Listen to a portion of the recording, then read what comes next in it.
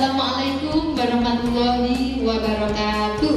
Waalaikumsalam warahmatullahi wabarakatuh. Bagaimana kabarnya teman-teman? Alhamdulillah. Alhamdulillah. Saya ucapkan terima kasih banyak atas partisipasinya untuk dapat menghadiri diseminasi atau berbagi praktik baik yang telah saya dapatkan di pendidikan guru penggerak selama ini. Saya mendapatkan beberapa materi-materi yang saya mau bagikan kepada teman-teman semua guru di sini. Jadi ini mengenai budaya positif yang harus kita terapkan di sekolah. Nah, sebelum kita memulai materi pada hari ini, marilah kita berdoa bersama-sama dengan mengucapkan basmalah. Bismillahirrahmanirrahim. Nah, langsung saja materi yang akan saya sampaikan yaitu tentang budaya positif. Apa itu tentang budaya positif? Nah, budaya positif merupakan nilai-nilai dan kebiasaan yang ada di sekolah yang berpihak pada murid agar mereka dapat berkembang menjadi pribadi yang lebih baik, kritis, penuh hormat, dan bertanggung jawab. Nah, ini topik dan konsep inti materi yang akan saya sampaikan. Ada 6, lumayan panjang, lumayan banyak. Jadi saya harapkan teman-teman tetap semangat ya. Meskipun siang-siang sudah ngantuk ya. Yang pertama adalah disiplin positif dan nilai-nilai kebajikan universal.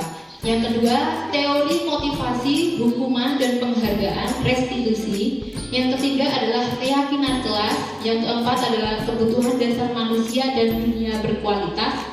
Yang kelima, restitusi 5 posisi kontrol. Kemudian yang keenam, restitusi segitiga restitusi.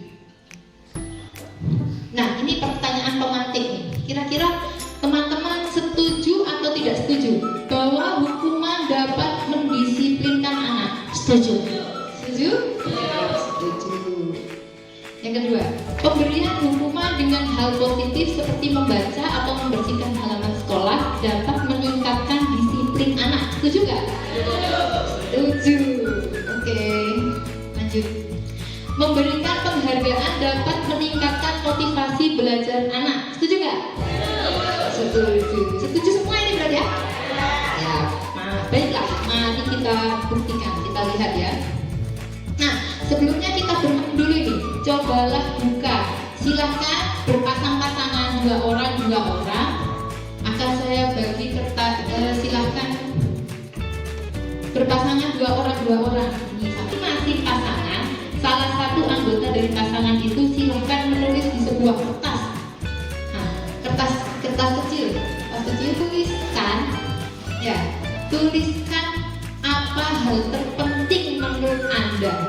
Boleh tentang keluarga, boleh tentang harta, boleh tentang antem, terserah. Pokoknya hal yang paling menurut Anda itu paling penting. Kalau sudah, silahkan dilipat kertas itu, kemudian genggam di tangan Anda. Genggam di tangan Anda. Nah, pasangannya ya sudah. Ya, pasangan dari anggota Anda itu yang akan berusaha membuka genggaman yang ada di situ.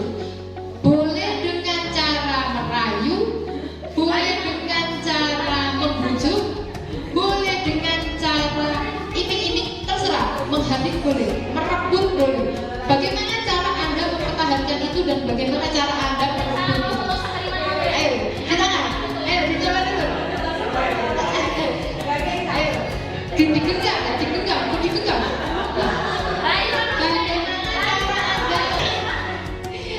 Gak berhasil, coba kita tes. Bu Ida sama temannya, ayo masuk ke sini, masuk ke depan.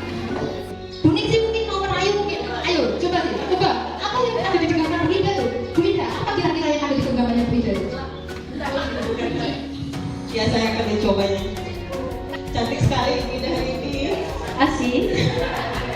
Tidak baik untuk anaknya, untuk suaminya, apalagi sangat setia. Ayo Bu Ida. Saya. Ibu yang paling baik, yang paling cantik, dan yang paling setia untuk suaminya di rumah. Tidak, terakhir ya. Ada. coba genggaman apa yang ada di dalamnya Bu Ida itu siapa yang bisa mencoba membuka? Mungkin ini Bu Siti. Nah, itu pakai isu. Minta ke Ida. Minta apa? Genggamannya Ida. Boleh. Ayo lah. Aku kasihkan jajan satu Ibu. No. Ayo lah Ibu. No. Tepuk tangan untuk kita semuanya. Berarti siapa yang sebenarnya memegang kontrol? Yang memegang kontrol itu diri kita sendiri. Diri kita sendiri. Kalau kita nggak mau buka, ya nggak akan kebuka. Betul nggak? Betul. Biarpun dirayu, disogok pakai ini. Kalau kita nggak mau buka, ya tetap tidak terbuka. Berarti yang mempunyai kontrol atas tangan kita adalah diri kita sendiri. Sama halnya dengan murid kita. Kalau murid disuruh, ayo buang sampah. Kalau anak nggak mau, bagaimana? Kan tetap dia tidak mau membuangnya. Dia mempunyai kontrol sendiri. Nah, ini miskonsepsi tentang ilusi kontrol, yaitu tentang perubahan paradigma teori kontrol. Bahwasanya ilusi bahwa guru itu bisa mengontrol murid. Sebenarnya itu hanya ilusi, karena yang bisa mengontrol murid adalah murid itu sendiri, dirinya sendiri. Sudah dipraktekkan tadi. Kemudian ilusi bahwa kritik dan membuat orang merasa bersalah dapat menguatkan karakter. Nah, bahwa guru dengan membujuk muridnya itu apa bisa merubah karakter? Apa bisa dia merubah kontrolnya? Tidak bisa. Ilusi bahwa semua penguatan positif, efektif dan bermanfaat. Penguatan positif ini juga termasuk kontrol terhadap murid. Ayo nak, kamu kalau belajar pasti kamu pinter. Kamu kalau belajar pasti kamu pinter. Itu penguatan positif yang sebenarnya itu tidak usah disuruh. Anak tidak usah disuruh. Anak akan tersadar sendiri kalau mempunyai kontrol sendiri gitu. Kemudian ilusi bahwa orang dewasa memiliki hak untuk memaksa. Tidak bisa. Bagaimana kalau menurut Ida? Kalau menurut saya, ilusi bahwa orang dewasa memiliki hak untuk memaksa itu tidak bisa. Karena anak itu sendiri yang bisa mengontrol dirinya sendiri. Apakah dia mau menyapu kelasnya, apakah dia mau memungut sampah, atau apakah dia mau memberikan sesuatu barang untuk dipinjamkan ke temannya. Kalau kita memaksakan, dia akan memberi, tapi tidak dengan ikhlas. Iya. Dia akan acuh. Iya. Nanti bisa menjadi pertengkaran untuk anak-anak kalau kita paksakan. Iya. Biarkan saja, mau atau tidak. Nah, itu sebenarnya hanya ilusi. Ilusi itu apa? Hanya bayangan kita aja bahwa orang dewasa itu, aku sudah besar, aku sudah tua, aku bisa ngatur kamu anak kecil. Orang kamu anak kecil. Kalau di dalam teori stimulus respon, kita mencoba mengubah orang agar berpandangan sama dengan kita. Tidak bisa. Pada teori kontrol, kita berusaha memahami pandangan orang lain tentang dunia. Jadi anak itu dipahamkan, dikasih pemahaman dulu. Oh, kalau tidak buang sampah sekolah akan kotor. Begitu. Jadi diberi pandangan. Perilaku buruk dilihat sebagai sesuatu kesalahan. Kalau pada teori kontrol, semua perilaku itu memiliki tujuan. Anak itu kok nakal ya kalau di kelas. Gurunya nakal kok rame sendiri, pukul-pukul buku sendiri. Pasti anak itu punya tujuan. Mengapa anak itu kayak gitu? Nah, orang lain bisa mengontrol saya kalau di stimulus respon. Padahal pada teori kontrol hanya Anda yang bisa mengontrol diri Anda sendiri. Saya bisa mengontrol orang lain, padahal Anda tidak bisa mengontrol orang lain. Pemaksaan ada pada saat bujukan gagal. Jadi kalau biasanya guru kan dibujuk, anak-anak dibujuk, ayo nak, kamu nanti dapat hadiah kalau kamu mau nurut ini. Kalau anak nggak mau, terus kita apa yang dilakukan? Kadang-kadang maksa kan, ayo kamu harus gitu kan. Kadang kalau dibujuk gagal, apa yang kita lakukan? Karena kan kita paksa anak. Materi yang pertama, disiplin positif. Tapi sebelumnya kita refresh otak dulu biar kita tetap semangat ya. Ayo kita berdiri semua, berdiri. 1 ditambah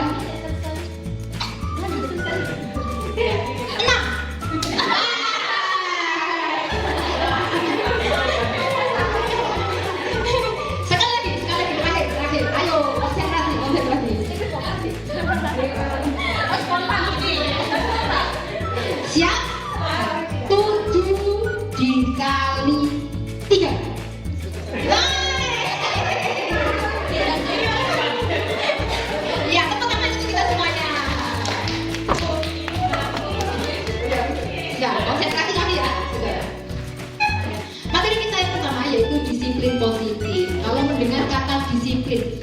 Apa yang ada di benak teman-teman? Disiplin, peraturan. Peraturan. Manajemen waktu, boleh? Ada lagi? Ya, bahwasanya disiplin positif. Makna kata disiplin. Disiplin itu berasal dari bahasa Latin yang artinya adalah belajar. Sebenarnya disiplin itu belajar. Belajar untuk apa? Belajar untuk bertanggung jawab atas apa yang dilakukan. Nah, ini disiplin diri.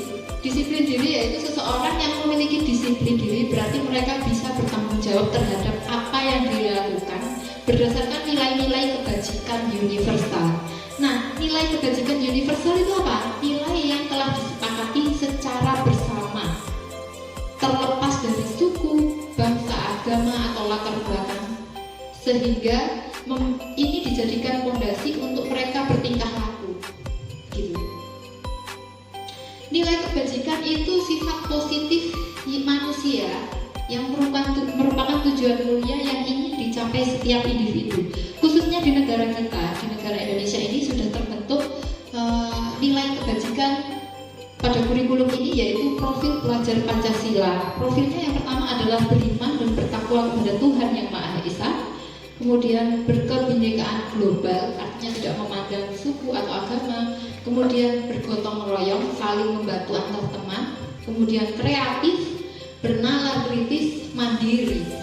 Nah, itu yang ingin kita capai untuk anak murid kita. Karakter ini yang ingin kita tanamkan. Bisa juga dengan menggunakan nilai-nilai kebajikan yang lain. Ini banyak contohnya: peduli, rajin, integritas, rasa hormat, dan lain-lain. Nah, ini yang kedua, teori motivasi, hukuman, dan penghargaan serta restitusi. Ini akan kita bahas, tapi kita briefing dulu atau lanjut lagi materi? Masih fresh? Masih semangat? Masih semangat. Lanjut aja. Ya. Ini adalah motivasi perilaku. Bapak Ibu di sini, teman-teman di sini, saya ingin tanya. Kalau ke sekolah itu, kalau berangkat, apakah sudah tepat waktu? Ya. Ada yang tepat waktu. Iya, sudah tepat waktu ya. Apakah ingin datang ke sekolah secara tepat waktu itu karena takut supaya tidak dimarahi kepala sekolah? Tidak, itu tumbuh dari diri kita sendiri. Tumbuh dari kita sendiri. Artinya ada di dalam diri kita. Keinginan itu ada di dalam diri kita. Ini merupakan motivasi perilaku seseorang itu melakukan sesuatu. Yang pertama adalah untuk menghindari ketidaknyamanan atau hukuman. Biasanya anak-anak kalau kita tanya, ayo cepat datang terlambat. Iya, saya takut soalnya nanti kena hukuman lari lapangan 100 kali misalnya. Nah, ini perilaku motivasi anak yang dari luar, takut karena dihukum, kadang-kadang gitu. Nah, apa yang akan terjadi jika saya tidak melakukannya? Nah itu. Kemudian kedua, untuk mendapatkan imbalan atau penghargaan, saya ingin berangkat ke sekolah tepat waktu biar saya dipuji oleh kepala sekolah. Nah, itu juga motivasi dari eksternal, motivasi dari luar. Apa yang akan saya dapatkan jika saya melakukannya? Gitu.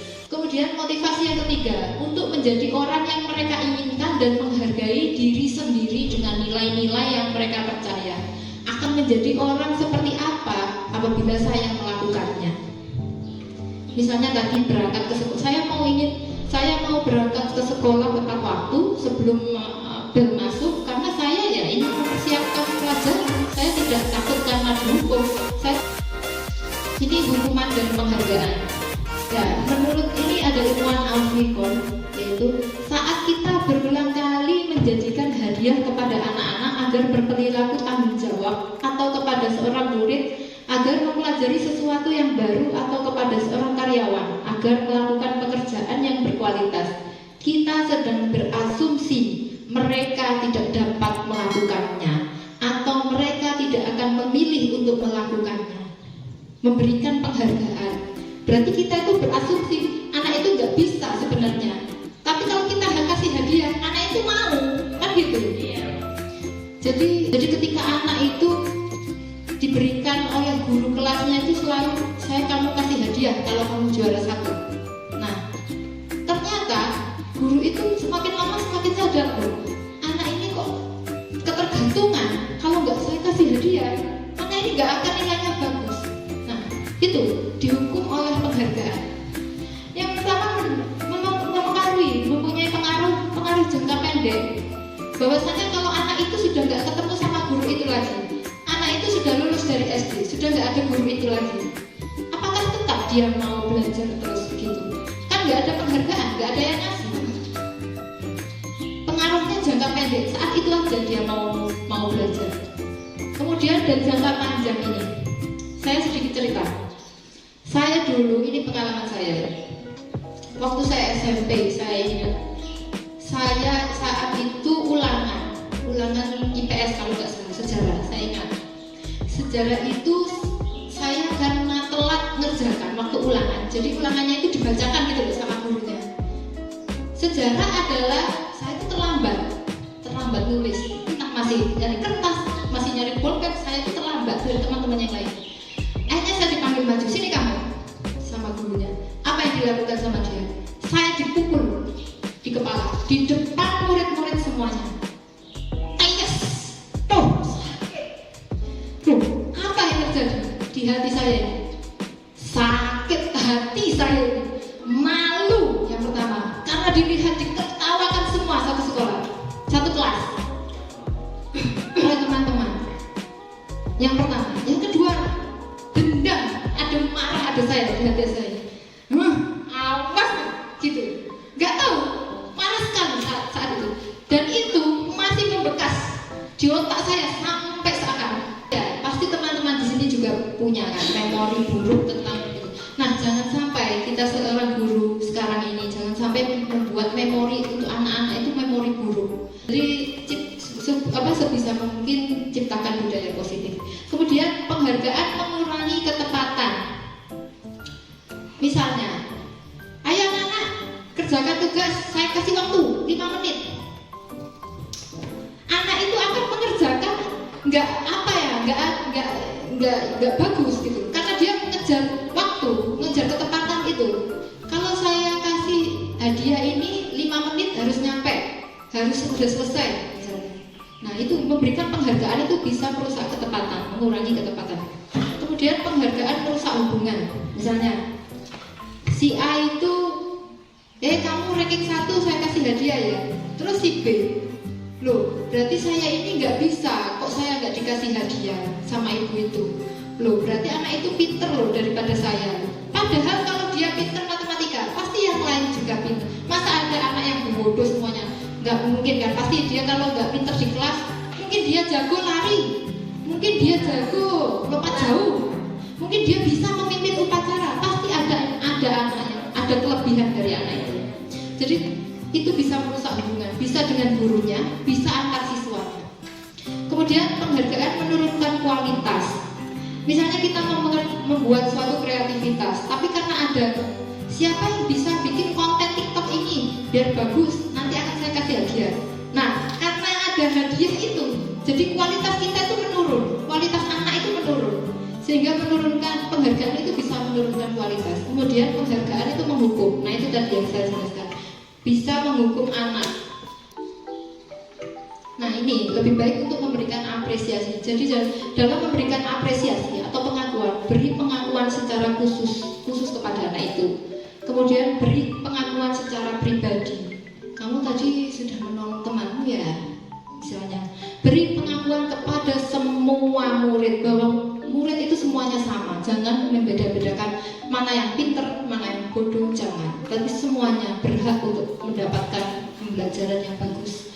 Beri pengakuan secara konsisten, terus-menerus. Kemudian fokus pada proses dan jangan pada hasilnya. Nah, ini contoh pengakuannya. Kemarin saya perhatikan kamu mau menolong temanmu ya. Nah, itu. Saya menghargai kamu itu peduli, mau membantu teman-temanmu misalnya. Nah, ini. Kira-kira ini teman-teman, hukuman atau konsekuensi. Yang pertama ini, mencatat 100 kali di dalam buku dengan kalimat saya tidak akan terlambat lagi karena terlambat sekolah. Hukuman atau konsekuensi? Hukuman yang berapa? Hukuman berapa orang? Konsekuensi.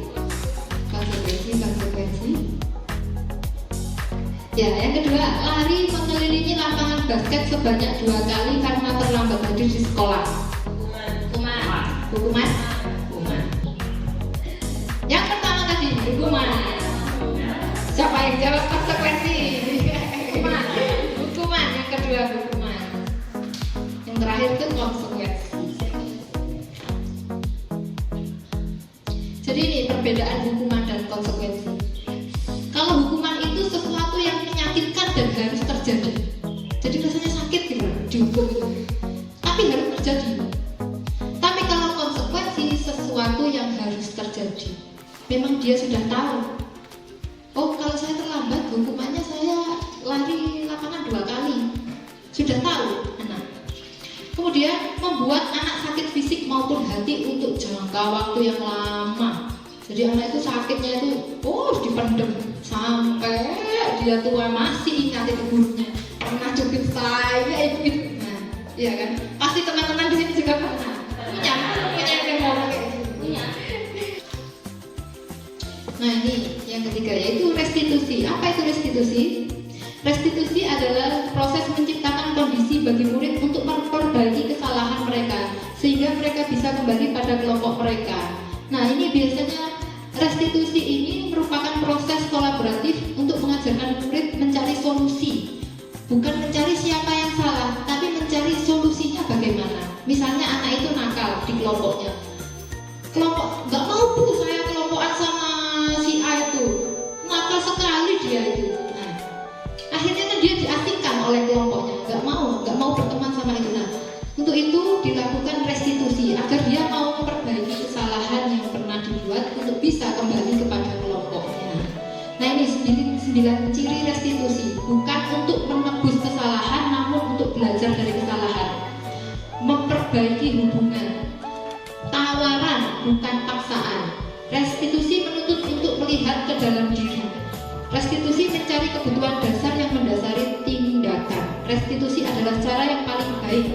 Restitusi fokus pada karakter, bukan pada tindakan. Restitusi mengembalikan murid yang berbuat salah pada kelompoknya. Jadi anak itu diminta untuk memahami loh, saya ini salahnya di mana. Berarti saya harus memperbaikinya kayak gimana, solusinya kayak gimana. Nah itu tugas guru untuk membantu siswanya. Namanya itu restitusi. Ini perbedaan antara hukuman, sanksi atau konsekuensi dan restitusi. Kalau restitusi ini dibutuhkan kontrol yang sangat kontrol kesabaran yang sangat tinggi. Biasanya kita seorang guru kan, aduh, tugas saya ini banyak, numpuk administrasi belum selesai, ketambahan ada anak mau wakal. Kita kan kadang, kamu ini bikin pulang, bikin ini, kan gitu.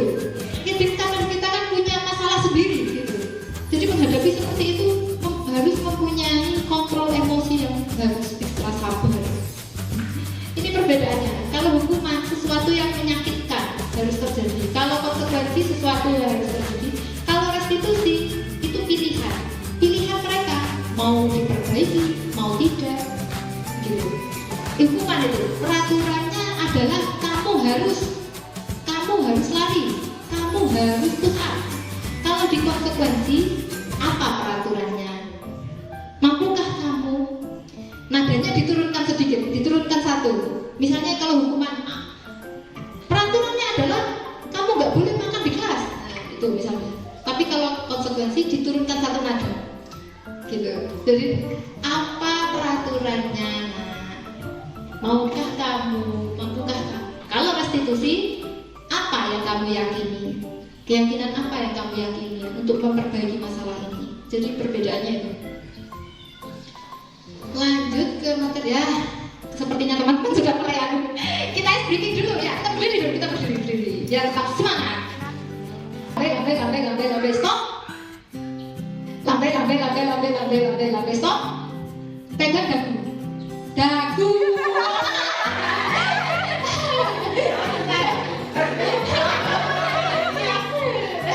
Dagu mana ya dagu ya? Oke, sudah semuanya. Tepuk tangan. Masih semangat teman-teman ya? Semangat. Oke. Jadi ini materi yang ketiga yaitu keyakinan kelas. Apa itu keyakinan kelas? Mengapa keyakinan kelas? Mengapa tidak peraturan saja? Tidak peraturan kelas saja, karena peraturan itu dibuat oleh satu orang, bukan kelompok kelas. Bukan kelompok kelas. Yang membuat peraturan itu kan guru. Iya. Kalau keyakinan kelas itu sama saja seperti kesepakatan kelas, Iya. dibuat oleh guru dan muridnya, sehingga menjadi sebuah kesepakatan yang harus dikerjakan. Apabila tidak dikerjakan akan mendapatkan hukuman. Baik, mengapa kita memiliki peraturan tentang penggunaan helm pada saat mengendarai kendaraan roda 2? Apakah karena takut ditilang? Iya. Untuk melindungi diri, keselamatan. Berarti itu timbul dari dalam diri atau orang lain? Dari dalam diri kita sendiri. Berarti kita meyakini kan? Meyakini kalau pakai helm itu bisa selamat. Kemudian, mengapa kita memiliki peraturan tentang penggunaan masker dan mencuci tangan setiap saat? Menjaga kesehatan. Bukan karena nanti kena marah kepala sekolah kalau nggak pakai masker, bukan? Berarti sudah memiliki keyakinan sendiri. Ya. Nah, ini lingkaran budaya positif. Jadi peraturan kelas yang kita buat itu sebisa mungkin untuk diyakini di kelas. Kemudian kalau keyakinan kelas sudah terbentuk, maka akan timbullah lingkungan positif di kelas. Tidak ada yang negatif di kelas. Jadi tidak bertengkar itu biarpun bertengkar mereka bisa berbaikan. Mengingat keyakinan kelas yang telah dibentuk bersama-sama. Jadi lingkungan kelas keyakinan itu dibentuk bukan guru yang bikin keyakinan, tapi guru bersama siswa. Jadi siswa yang menentukan keyakinan ini yang saya mau buat guru. Saya harus bisa bergotong royong. Saya adalah siswa yang peduli. Itu keyakinan kelas. Kalau lingkungan positif sudah terbentuk di sekolah, di kelas itu akan tercipta budaya positif di sekolah. Tidak hanya satu kelas saja, tidak hanya antara guru dan murid, tapi guru dengan guru juga bisa, guru dengan kepala sekolah juga bisa. Hanya budaya positif itu akan membudaya, akan bagus. Nah ini, yang mana yang merupakan keyakinan kelas? Nomor 1 atau nomor 2? Ayo dibaca dulu. Datang tepat waktu, menjaga kebersihan, berdua. Kami guru dan murid yang saling menyayangi. Nomor 2, kami murid yang semangat. Keyakinan kelas. Yang mana yang merupakan keyakinan kelas? Nomor 1 atau nomor 2? Nomor 2. Yang nomor 1 angkat tangan. Angkat tangan yang nomor 1. Yang nomor 2 angkat tangan. 2 orang. 3 orang. Mari kita buktikan. Ini pembentukan keyakinan kelas. Keyakinan kelas itu lebih bersifat abstrak. Kemudian keyakinan kelas berupa pernyataan-pernyataan universal. Jadi tidak memandang suku, agama. Pernyataan keyakinan kelas senantiasa dibuat dalam bentuk positif. Keyakinan kelas hendaknya tidak terlalu banyak, sedikit, tapi itu bermakna buat mereka. Keyakinan kelas banyak sesuatu yang diterapkan. Semua warga kelas hendaknya ikut berkontribusi untuk membuat keyakinan kelas. Semua warga kelas bersedia meninjau kembali keyakinan kelas dari waktu ke waktu. Nah, jika keyakinan itu tidak sesuai atau perlu diperbaiki, maka harus ditinjau ulang. Ini contoh dari keyakinan kelas. Kalau keyakinan kelas 1, setiap orang anggota kelas perlu belajar. Nah ini kan karena masih kelas 1, masih anak-anak, jadi bahasanya jangan terlalu tinggi, masih yang rendah gitu. Naik lagi ke kelas 5, agak tinggi lagi. Selalu bersikap positif, senantiasa menjadi anak diri yang terbaik. Nah ini kan pernyataan-pernyataan universal. Nanti kalau sudah tingkat tinggi lagi, nah itu hormat, bekerja, diterima dan dimiliki. Kami meyakini bahwa sangat penting. Jadi anak itu sudah meyakini sesuatu hal tanpa harus disuruh. Anak itu sudah sadar, sudah yakin. Oh, kita harus menjaga kebersihan. Berarti saya nggak boleh buang sampah sembarangan. Karena sudah saya yakini bahwa menjaga kebersihan itu penting untuk kesehatan. Gitu. Sudah diyakini oleh anak. Nah, ini sudah materi yang keempat, kebutuhan dasar manusia dan dunia berkualitas. Kita dulu. Kebutuhan dasar manusia dan dunia berkualitas. Apa kebutuhan dasar dari manusia? Siswa kita itu juga manusia kan? Nah, pasti mempunyai kebutuhan dasar. Yang pertama adalah bertahan hidup atau survival. Yang kedua, kasih sayang dan rasa diterima. Yang ketiga adalah kekuasaan. Yang keempat adalah kesenangan. Yang kelima adalah kebebasan. Ini kebutuhan yang perlu kita perhatikan, terutama pada anak murid kita. Kalau misalnya kita menjumpai anak yang pernah nggak menjumpai anak di kelas, kita nerangkan terus dia pukul-pukul bangku sendiri, pakai pulpen. Artinya itu dia berusaha untuk memenuhi kebutuhan akan kesenangan. Loh, aku lo seneng pukul-pukul bangku ini seneng aku. Saya lo seneng ganggu teman saya itu seneng kan, puas. Misalnya. Kemudian kebebasan misalnya. Ayo, Roni kerjakan tugasnya di lab. Nggak mau Bu, saya nggak mau ke lab. Panas di lab itu, nggak bebas saya, nggak mau. Nah, anak kan berusaha memenuhi kebebasan, kebutuhan akan kebebasan. Nggak mau diatur-atur anak itu. Nggak boleh gitu, nggak boleh, nggak mau. Nah itu dia berusaha memenuhi kebebasan. Ini contoh kasus ini. Contoh kasusnya ini. Ibu Ambar, guru wali kelas 2 SD, bingung menghadapi ulah salah satu murid di kelasnya. Nah, bernama Doni. Berapa anak di kelas 2 datang padanya mengeluh. Doni seringkali minta bekal makan siang mereka dengan paksa. Jika Anda menghadapi situasi seperti Ibu Ambar, apa yang Anda lakukan? Jadi kita kalau seperti mempunyai masalah seperti Ibu Ambar, kita mencari tahu dulu. Kenapa kok ini kok selalu ngambil makan, Doni selalu ngambil makanan temannya, dipaksa lagi. Nah pasti anak itu berarti ada kebutuhannya yang belum terpenuhi, kebutuhan dasarnya belum terpenuhi dari 5 itu. Contoh ini misalnya, jika Ibu Ambar menemukan jawabannya, misalnya Doni jawab, karena ia lapar dan orang tuanya tidak membawakannya bekal makan siang. Kira-kira kebutuhan dasar apa kalau yang nomor 1? Kira-kira Doni itu kurang kebutuhan dasar yang mana? Coba dilihat yang nomor 1 itu. Tapi yang pertama ini juga bisa ke survival atau bertahan hidup. Karena dia kan nggak dibawakan bekal sama mamanya, jadi dia mau bertahan hidup, menyelamatkan. Saya ini lapar, harus gimana ini? Cepet saya ambil temannya. Temannya kan dia berusaha memenuhi untuk kebutuhan hidup. Kemudian yang kedua itu dia merasa senang temannya jadi memperhatikan dia. Berarti ada perhatian, ada kasih sayang, cinta dan kasih sayang. Yang ketiga dia merasa hebat karena temannya jadi takut dengan dia. Berarti itu kekuasaan. Yang keempat bahwa dia merasa bosan. Berarti kebebasan. Yang kelima iseng saja, aku iseng. Berarti ini kesenangannya. Nah ini tentang dunia berkualitas. Jadi dunia berkualitas itu tempat di dalam pikiran Anda. Itu yang ada di pikiran Anda itu tentang hal-hal yang positif saja. Hal-hal yang positif saja yang Anda ingat.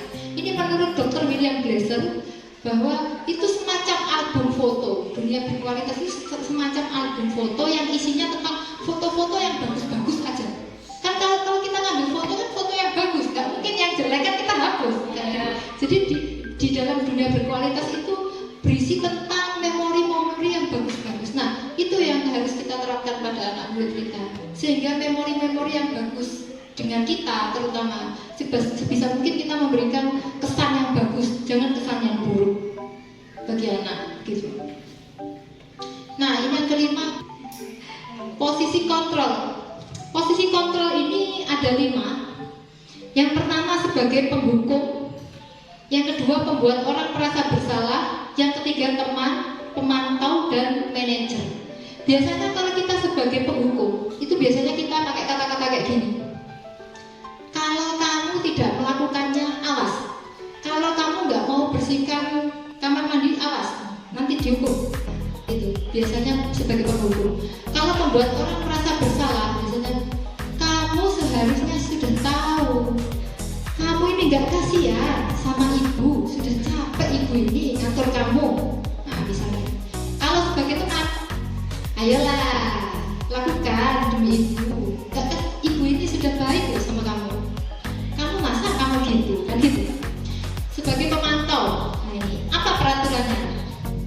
gimana peraturannya? Tidak boleh datang terlambat. Kalau sebagai manajer, apa yang kita yakini? Apa yang sudah kita buat, keyakinan apa yang sudah kita yakini? Nah, ini saya tayangkan video tentang posisi kontrol. Ya, Ibu dan Bapak Guru hebat. Dalam penerapan disiplin positif restitusi, salah satu program yang dikembangkan adalah 5 Silakan ambil di kontrol. minum. 5 positif Sambil kontrol dimakan saja. restitusi adalah proses kerjasama seorang pendidik agar dapat mengenali dirinya. Pada video kali ini, kita akan membahas tentang 5 posisi kontrol yang dikembangkan oleh Diane Gossen dan contoh penerapannya.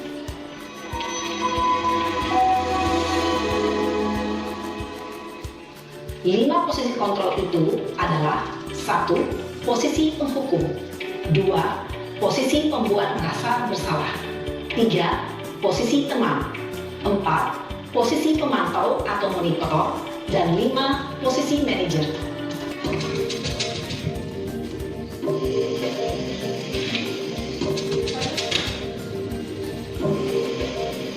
Naren!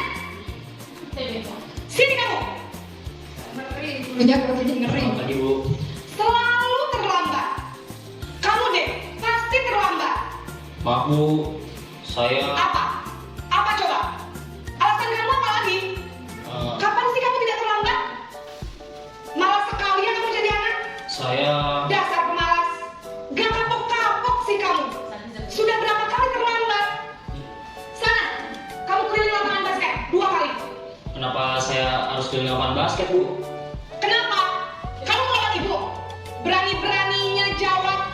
Sudah terlambat, masih berani jawab pula. Sekarang, keliling lapangan basket 5 kali sekalian. Biar kapok. Cepat. Pergi sana ke lapangan basket. Posisi penghukum biasanya berbicara dengan nada tinggi, menghardik, menunjuk Tenang, teman-teman. menyakiti, Posisi dan penghukum. Hukuman bisa berupa fisik maupun psikis. Nanti kita sharing. Ibu dan Bapak Guru hebat. Kira-kira teman-teman di posisi yang keberapa? Saya posisi yang kedua. Hah? Bisa sharing? Bisa Saya sharing? posisi yang kedua. Iya, iya. Gimana? Posisi yang berapa kamunya? Kalau Bu Nia, posisi yang keberapa? 1. Kan satu penghukum. Ibu Wifi. Ketiga, teman ya, teman. Banyak. Nah, kalau bisa kita usahakan kita rubah ya, kita rubah. Kalau bisa ya minimal pemantau. Sebenarnya kita semua guru ini bisa memiliki kelima posisi itu. Iya. Tapi tergantung dari suasana, kondisi, dan keadaan anak-anak. Tapi untuk keadaan anak-anak di sini itu sangat berbeda jauh dengan anak-anak yang di kota sana. Iya. Iya. Tentunya. Sikapnya mereka, cara mereka bertutur kata kepada orang lebih tua.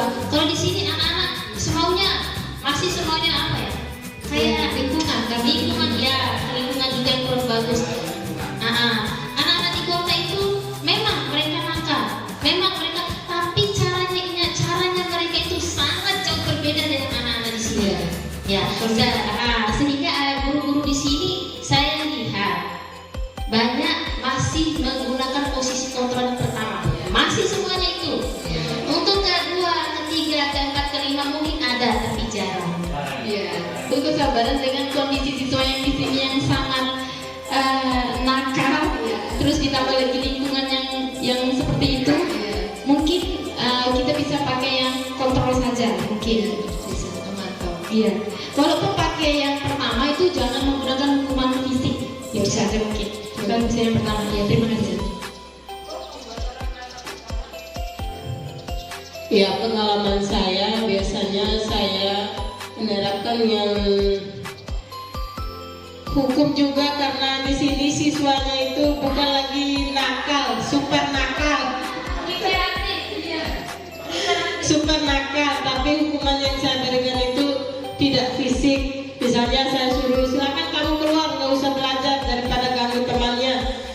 Tidak fisik tidak fisik, pokoknya tidak fisik. Saya usahakan dia hukum dia berpikir bagaimana bisa saya ini masuk kelas belajar dengan aktif, pokoknya gitulah. Tidak melibatkan fisik, insya Allah, karena saya orangnya tidak tegaan, jadi fisik itu tidak pernah saya pendapatan materi dari Bu Teri ini, insya Allah saya akan menerapkan posisi yang kontrol itu, insya Allah tergantung situasinya lagi dan buat saya sebagai gurunya tentunya. Ya, tepuk tangan untuk pengalaman teman-teman semuanya. Kalau sebisa mungkin, ya, saya juga pernah menghukum, saya juga pernah. Saking emosinya ya, karena banyak pikiran di otak ya. Anak ini, lari kamu. Itu kan saking jengkel sekali. Apalagi lingkungan kita kan beda sekali dengan yang di kota. Sebisa mungkin kita berubah teman-teman. Kita minimal lah sebagai pemantau atau kontrol. Apa konsekuensinya? Bagaimana konsekuensinya? Jadi anak itu sudah mempunyai keyakinan. Oh, kalau saya nggak begini, siapa tahu. Ini posisi kontrol apa ya? Yang nomor 1. Saya kecewa sekali dengan kamu. Yang merasa bersalah. Ya. Yang kedua, kamu tidak pernah benar melakukannya. Salah semuanya. Kok menghukum? Boleh? Yang lain? 5. Teman, penghukum, pemantau, manajer, pembuat orang merasa bersalah. Bersalah?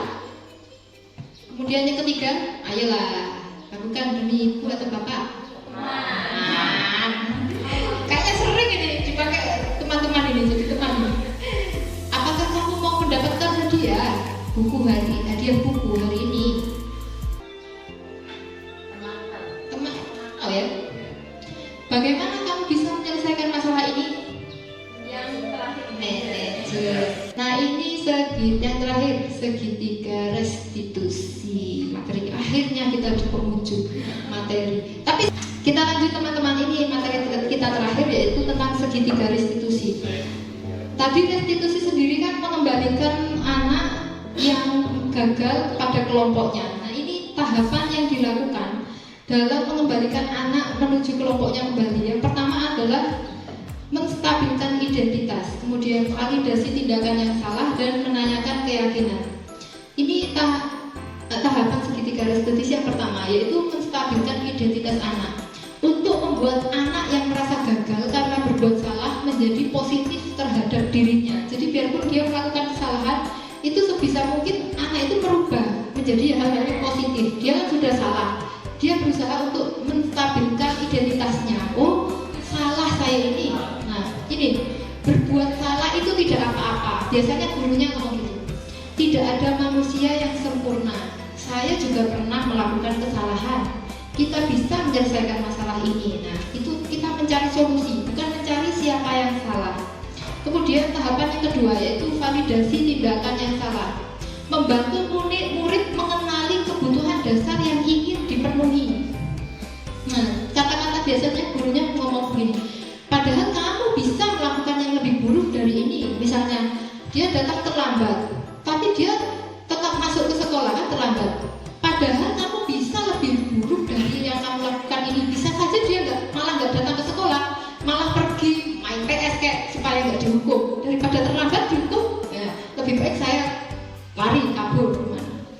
Kemudian yang ketiga yaitu menanyakan keyakinan. Nah, anak melihat kesalahannya dihubungkan dengan norma atau nilai-nilai yang mendasari manusia berinteraksi dengan orang lain. Jadi dihubungkan dengan nilai-nilai keyakinan kelas yang telah dibuat tadi. Sesuai enggak? Apa ya keyakinan kelas yang telah kamu buat? Apakah itu kamu? Apakah itu kelasmu? Gitu. Jadi dihubungkan. Nah, ini contoh yang penerapan yang pernah saya lakukan di segitiga restitusi. Ulangan. Jadi tidak langsung dimarahi, tapi dipanggil.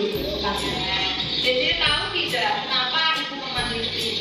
Tidak, ibu ada apa? Tidak tahu. Jadi pada saat ulangan tadi ibu mengetahui Dede sedang melihat jawaban ibu. Betul kan? Setiap manusia pernah memiliki kesalahan, melakukan kesalahan. Termasuk ibu juga pernah melakukan kesalahan. Termasuk Dede juga pernah melakukan kesalahan. Itu tadi praktek sini ke institusi yang saya lakukan ya. Nah sekarang teman-teman nih,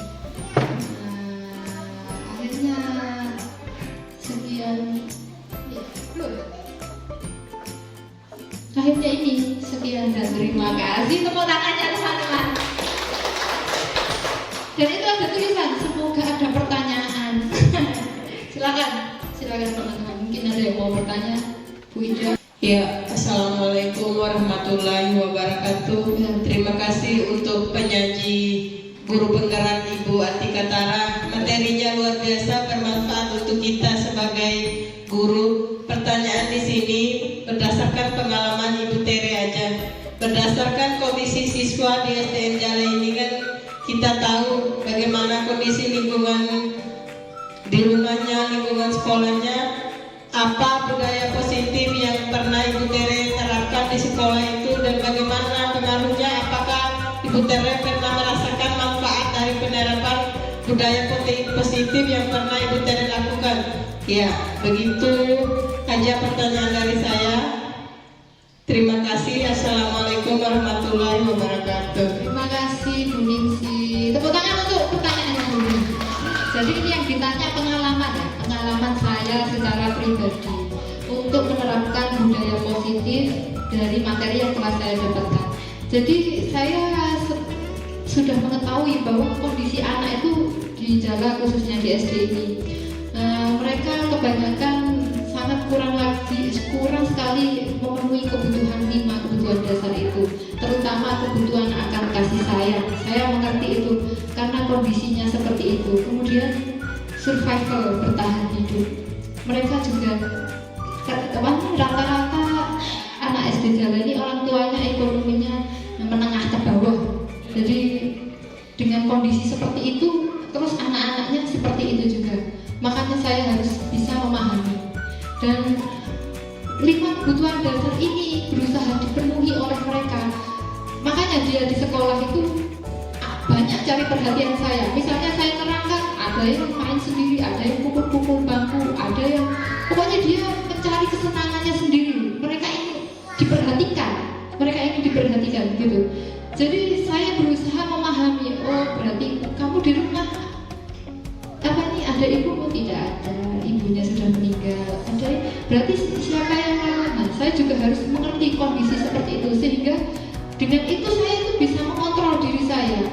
Oh, iya sih, anak itu kan di rumah kurang begini. Nah, kita sebisa mungkin itu memenuhi kebutuhan mereka. Jangan sampai kebutuhannya yang di rumah itu kurang, terus di sekolah kita malah gagalkan kebutuhannya dia. Iya, kebutuhan akan kesenangan, bahwa kodratnya anak itu bermain. Berarti kalau kodratnya anak bermain, berarti kita di kelas ya sebisa mungkin kita ciptakan permainan-permainan yang menarik, sehingga apa? Anak kan kodratnya main. Jadi dalam belajar tuh mereka senang. Belajar tuh senang karena ada permainannya dari Ibu Tere gitu. Jadi anak-anak itu, saya besok mau sekolah lagi karena sekolah itu bermain. Jadi intinya gitu. Jadi saya sebisa mungkin memenuhi kebutuhan dasar mereka. Di rumah dia kekurangan kebutuhan dasar apa? Kebutuhan kasih sayang, kebutuhan akan kesenangan.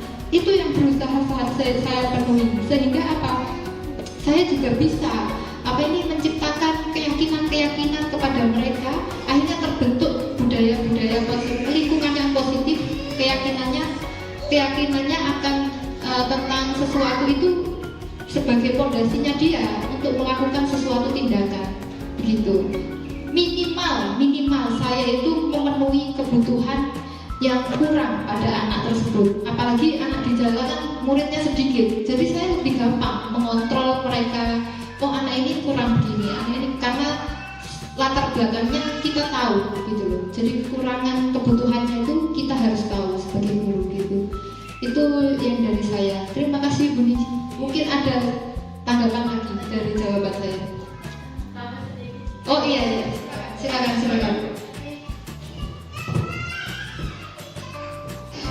Ya. Assalamualaikum warahmatullahi wabarakatuh. Waalaikumsalam. Tambahan sedikit mengenai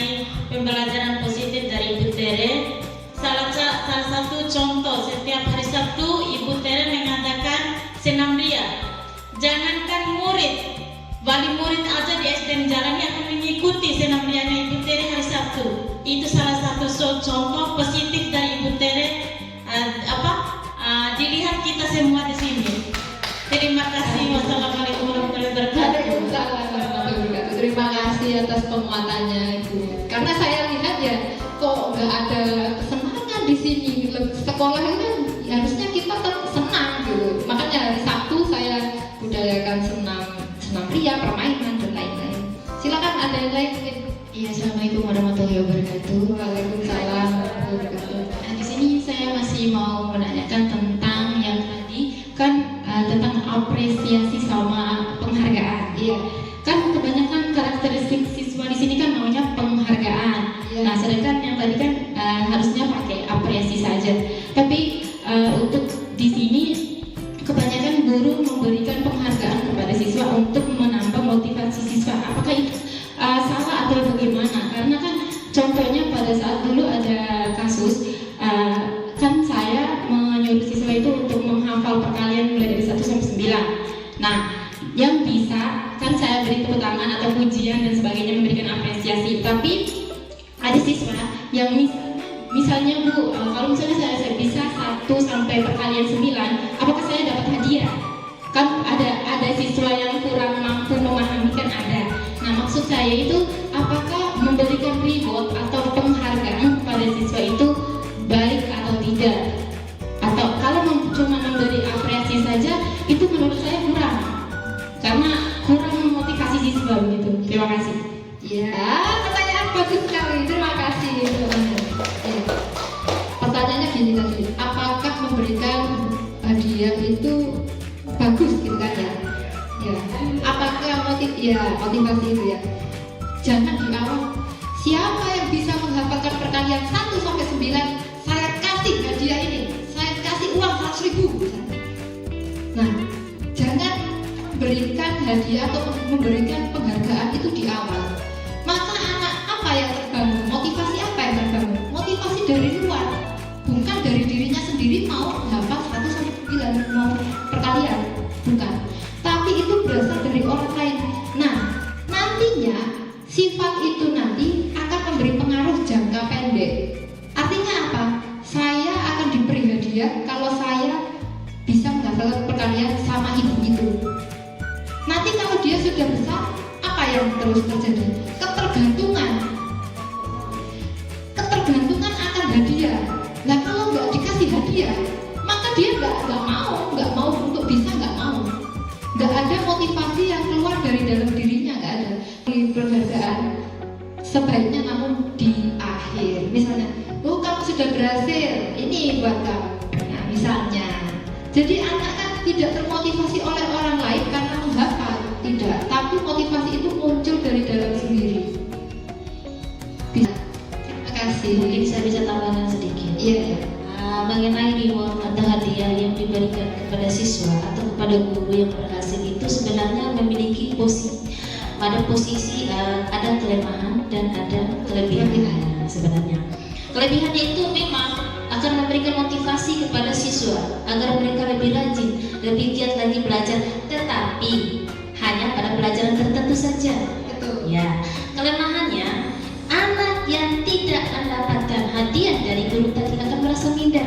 Wah, hebat kamu ya, kan begitu. Mau dia mau minder, dia merasa minder. Nah, untuk anak yang mendapatkan reward tadi, dia merasa berbangga diri, saya hebat, saya pintar, saya dapat juara. Akhirnya apa?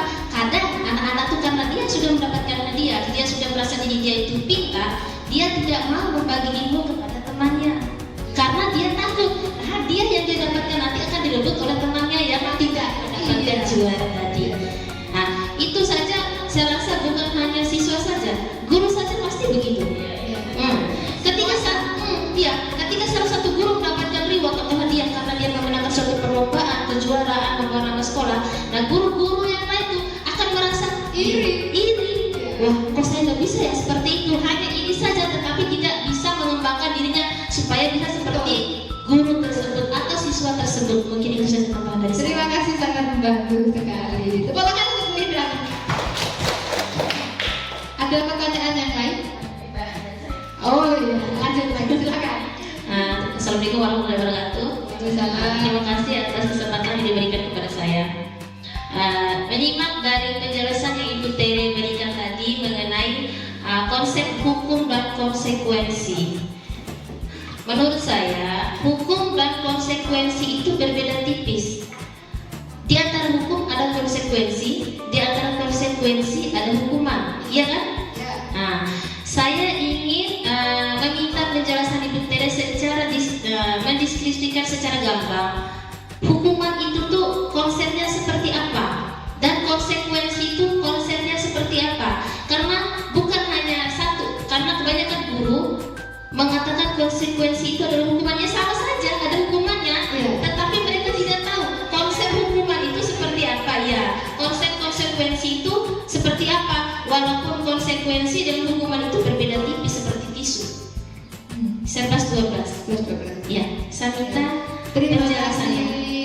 Jadi pertanyaannya saya ulang ya, apa perbedaan hukuman dan konsekuensi? Ya. Kebanyakan guru itu konsekuensi ya hukuman ya konsekuensi begitu kan. Jadi begini, kalau hukuman itu sifatnya itu secara langsung hukuman. Saat itu juga anak datang terlambat, lari kamu 100 kali lapangan, lo mati ya disuruh lari 100 kali lapangan. Itu hukuman.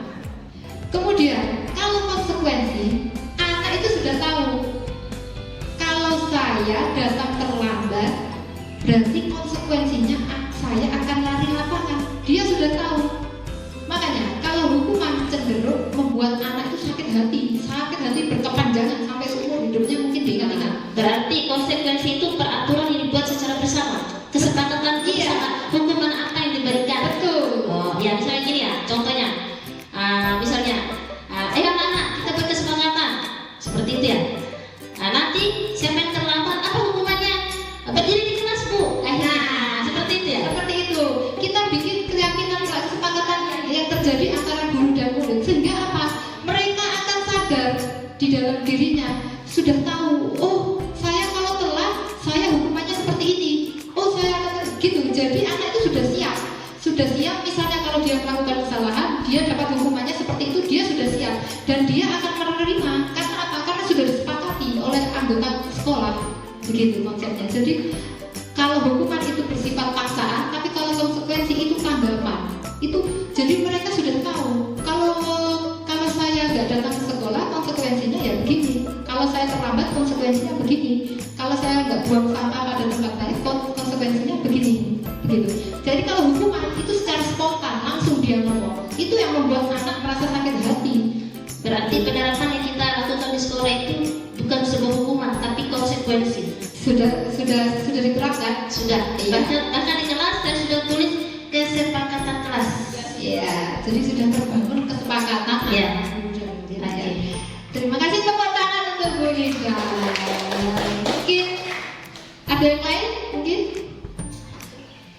sudah. Sepertinya waktu juga sudah menunjukkan mau zuhur. Jadi kita sudahi dulu pertemuan kali ini. Semoga apa yang saya sampaikan ini bermanfaat bagi teman-teman semua. Mungkin sedikit, tapi semoga ada manfaatnya dan juga teman-teman bisa menerapkan atau membuat keyakinan kelas di kelasnya masing-masing sehingga terbentuk suatu keyakinan dalam diri siswa itu sendiri untuk melakukan budaya positif sehingga di sekolah tercipta budaya positif yang baik terjalin antara semua warga sekolah.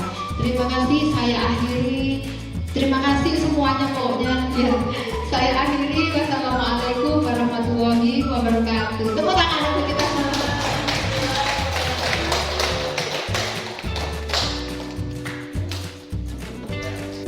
Yang saya dapatkan pada seminar ini dan sangat ada banyak sekali masukan untuk dijalankan pada sekolah-sekolah dasar yang ada di sini. Terima kasih kepada Ibu Tere yang sudah memberikan motivasi dan materi tadi. Dengan adanya guru penggerak ini, semoga bisa menggerakkan seluruh guru-guru untuk menjadi guru penggerak. Terima kasih untuk Ibu Tere sudah memberikan semangat kami. Semoga kami bisa menjadi guru penggerak untuk selanjutnya. Yeay. Menambah banyak pengalaman dan wawasan yang saya dapat. Semoga apa yang saya dapat ini bisa diterapkan pada SDN Jalakore. Terima kasih buat Tika Tara.